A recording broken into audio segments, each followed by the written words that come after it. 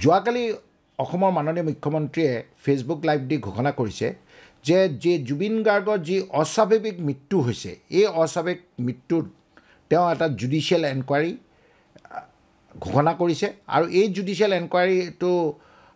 অধ্যক্ষতা কৰিব বা এজন সিটিং জাজ অফ দি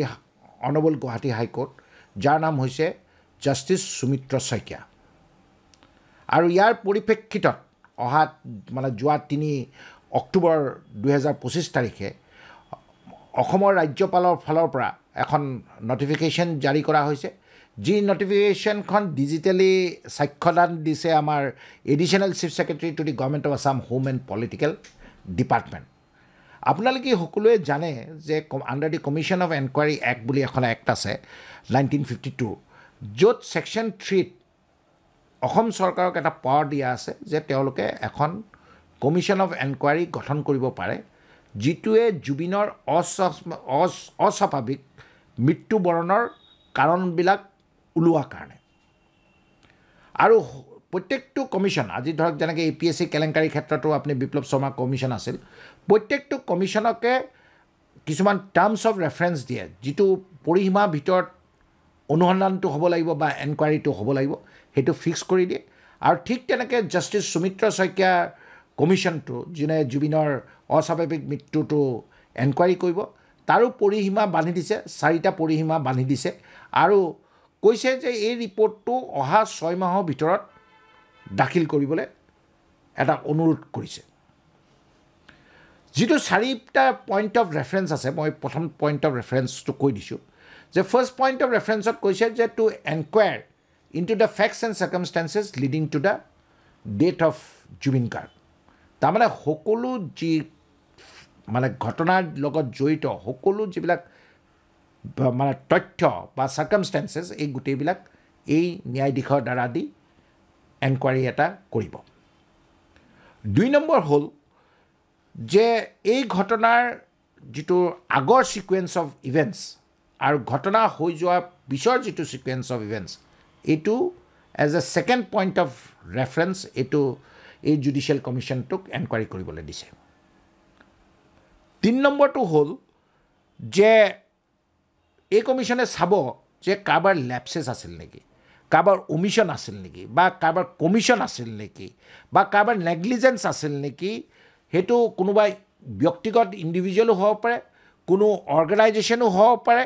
বা কোনো অনুষ্ঠান এই ঘটনাটোৰ লগত জড়িত আছিল যাৰ কাৰণে এই মৃত্যুবৰণটো কৰিবলগীয়া হ'ল এই গোটেইবিলাক সাৰ্কামষ্টেন্সেছটো এই জুডিচিয়েল কমিশ্যনৰ দ্বাৰা এনকুৱাৰী এটা কৰিব 4 নম্বৰটো হ'ল যে কিছুমান এক্সটাৰ্নেল ফেক্টৰ্ছৰ কথা কৈছে এই কমিশ্যনটো পইণ্ট অফ ৰেফাৰেঞ্চত এনকুৱাৰী কৰিব পাৰিব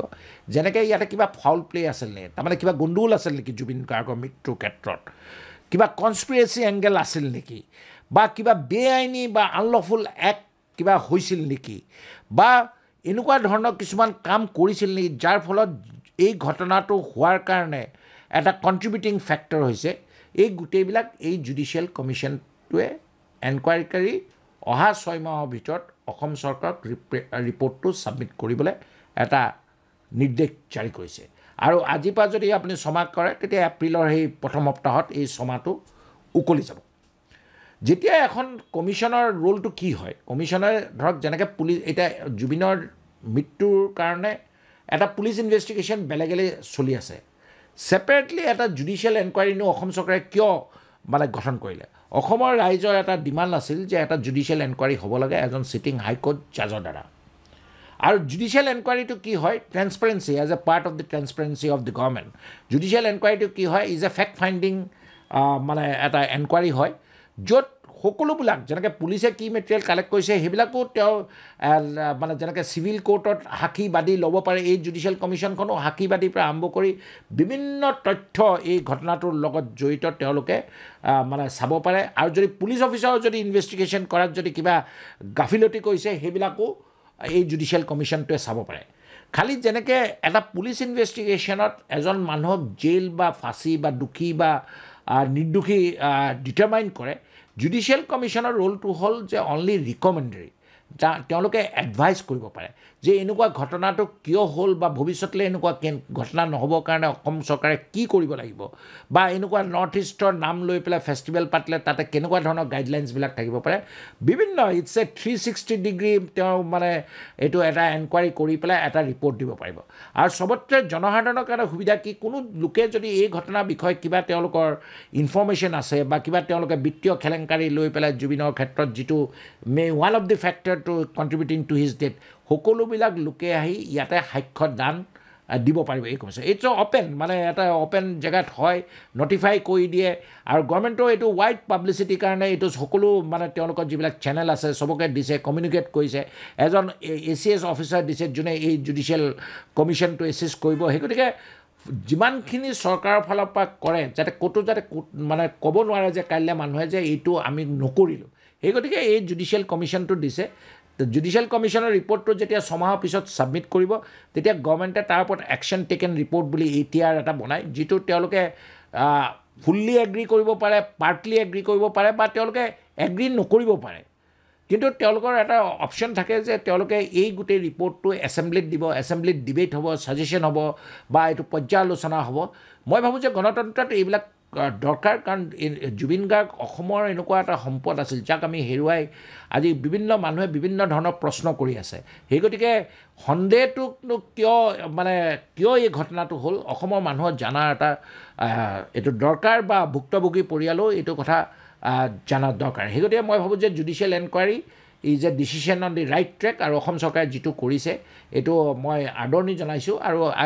মই ভাবিছোঁ যে এইটো যিটো এনকুৱাৰী ৰিপৰ্ট হ'ব এই ইনকুৱাৰী ৰিপৰ্টটো যি এতিয়া পেণ্ডিং PIL আছে এতিয়া গুৱাহাটী উচ্চ ন্যায়ালয়ত 3খন ৰাজহুৱা স্বাৰ্থ জড়িত আবেদন পেণ্ডিং আছে য'ত জুবিন গাৰ্গৰ লৈ পেলাই তেওঁলোকে ফাইল কৰিছে আৰু 3খনতে CBI এনকুৱাৰী বিচাৰিছে আৰু এই ফেক্ট ফাইণ্ডিং ৰিপৰ্টটো যদি আমি সেই জুডিচিয়েল PIL কেইখনত দিব পাৰে it may help in persuading the court কি যে এই জুডিচিয়েল এনকুৱাৰী ফাইণ্ডিংটো এইটো চ' এইটো মই ভাবোঁ যে ন্যায় প্ৰক্ৰিয়াত ই এটা ডাঙৰ পদক্ষেপ আৰু অসম চৰকাৰে এইটো লোৱাৰ কাৰণে মই তাক আদৰণি জনাইছোঁ যোৱাকালি যেতিয়া বা শ্যামকানুৱে দাখিল কৰা যিখন আবেদন আমি উচ্চতম ন্যায়ালয় সুপ্ৰিম কোৰ্টত আমি যেতিয়া পৰ্যবেক্ষণ কৰি দেখিলোঁ যে তেওঁ কৈছে যে SIT ওপৰত তেওঁ কোনো ধৰণৰ ভৰসা নাই because it is a state control machinery আৰু তেওঁ মানে তাতে এটা প্ৰেয়াৰ দিছে যে তেওঁ ৰিটায়াৰ্ড জাজেদি এই ইনভেষ্টিগেশ্যনটো মনিটৰ কৰিব লাগে আজি তেওঁ যিটো উচ্চতম ন্যায়ালয়ত বিচাৰিছে অসম চৰকাৰে তাতকৈ বেছি দিছে পইণ্টছ অফ ৰেফাৰেঞ্চটো বহুত বেছি বা তেওঁ ৰিটায়াৰ্ড বিচাৰিছে ইয়াতে চিটিং জাজ দিছে সেই গতিকে মই ভাবোঁ যে যিটো প্ৰেয়াৰ মানে সুপ্ৰিম কোৰ্টত অসম চৰকাৰৰ ফালৰ পৰা মাত্ৰ মানে তেওঁলোকৰ ক'বলৈ সুবিধা হ'ব বা আৰ্গুমেণ্ট কৰিবলৈ সুবিধা হ'ব যে আমি অলৰেডি তেওঁ যিটো বিচাৰিছে এই ৰিলিফটো অলৰেডি আমি তেখেতক দিয়া হৈছে আৰু এটা কথা মই মন কৰিছোঁ এই পিটিশ্যনখনত যেতিয়া যোৱাকালি যেতিয়া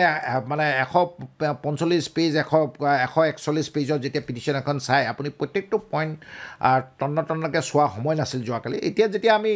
ফাৰ্ডাৰ যেতিয়া এনালাইচিছ কৰি দেখিছোঁ যে তেওঁ যিটো প্ৰেয়াৰ কৈছে যে তেওঁ ইনভেষ্টিগেশ্যনটো CBI কৰিব লাগে নহ'লে নেশ্যনেল ইনভেষ্টিগেটিং এজেঞ্চি দিব লাগে নেশ্যনেল ইনভেষ্টিগেশ্যন এজেঞ্চিটো তেওঁ এইকাৰণে কৈছে যে এইটো বা CBI কথা কৈছে যে এইটো দুখন দেশৰ হয় সেই গতিকে এই দুটা অৰ্গেনাইজেশ্যনৰ তেওঁ নাম লৈছে কিন্তু নেশ্যনেল ইনভেষ্টিগেশ্যন এজেঞ্চিয়ে এনেকুৱা ধৰণৰ মাৰ্ডাৰ কেছবিলাক ইনভেষ্টিগেশ্যন কৰা তেওঁলোকৰ পাৱাৰ নাই তেওঁলোকৰ নেশ্যনেল ইনভেষ্টিগেশ্যনটো যেতিয়া বম্বে এটেকটো হৈছিল 26/11 যিটো বম্বে এটেক হৈছিল তাৰপিছত গঠন কৰা এটা অৰ্গেনাইজেশ্যন ভাৰতবৰ্ষত তেওঁলোকৰ মেইন অফিচটো দিল্লীত আছে আৰু দুটা জনেৰেল অফিচ আছে এটা গুৱাহাটীত আছে আৰু এটা জম্মু এণ্ড কাশ্মীৰ আছে তেওঁলোকে অকল শিডিউল অফেন্সবিলাকহে ইনভেষ্টিগেট কৰিব পাৰে যিটো কাউণ্টাৰ টেৰৰিজিম হ'ব ফাণ্ডিং অফ টেৰৰিজিম ৱেজিং of war against the government unlawful activities act arms act এনেকুৱা ধৰণৰ তেওঁতে একখনতে স্পেচিফাই কৰা আছে এখন শিডিউলত কি ধৰণৰ ইনভেষ্টিগেশ্যন কৰিব পাৰে আৰু নেশ্যনেল ইনভেষ্টিগেটিং এজেঞ্চি ভাৰতবৰ্ষৰ এইখিনিতে আৰু এটা কথা উল্লেখ কৰি থৈছোঁ যে তেওঁলোকৰ আজিলৈকে যিটো ষ্টেটিষ্টিক্স চাই কনভিকশ্যন ইজ এৰাউণ্ড 95%.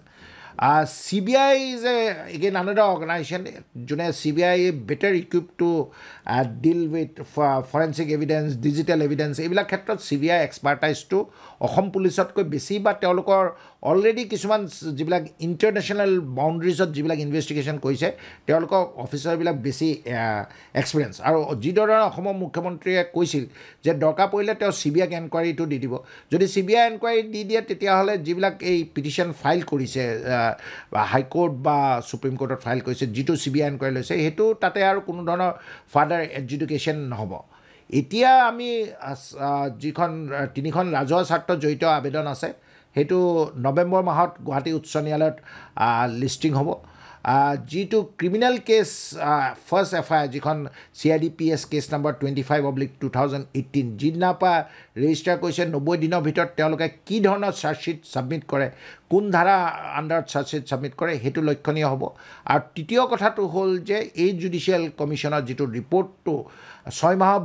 পিছত দিলেও বা এই ডুৰিং দিছ এনকুৱাৰী কেনেকুৱা ধৰণৰকৈ কোনে কোনে সাক্ষ্যদান কৰিছে কি কৰিছে বা এই গোটেইবিলাক বস্তু মানে গম পাবলৈ যে জুবিন গাৰ্গক কি পৰিস্থিতিতনো অস্বাভাৱিক মৃত্যু হ'ল বা সেইটো জানাত আমাৰ যথেষ্ট সুবিধা হ'ব আৰু এই ন্যায় প্ৰক্ৰিয়াৰ বাবে এটা ভাল পদক্ষেপ আৰু মই আশাবাদী যে জুবিনে